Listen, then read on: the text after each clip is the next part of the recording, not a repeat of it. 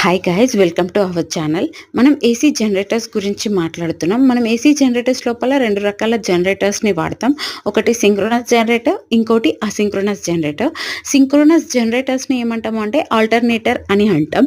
Asynchronous జనరేటర్స్‌ని induction generators అని కూడా అంటాం.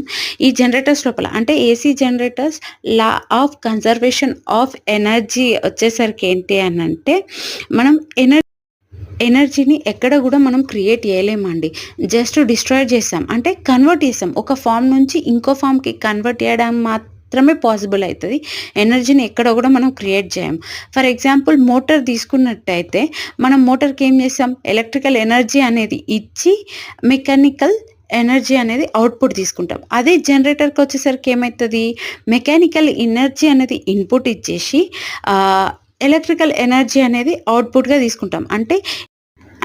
అంటే ఇక్కడ ఏం చేస్తున్నాం? ఎనర్జీ అనే దానిని ఒక ఫార్మ్ నుంచి ఇంకో ఫార్మ్‌కి కన్వర్ట్ చేస్తున్నాం అంతే. ఎక్కడ గూడా మనము క్రియేట్ చేస్తలేము. ఓకేనా? ఈ మ్యాగ్నెటిక్ ఎనర్జీ అయినా సరే, ఏదైనా సరే ఒకదాని నుంచి ఇంకొకటి మనం కన్వర్ట్ చేసుకున్నయే.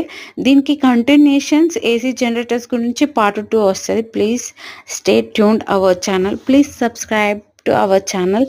Thank you guys.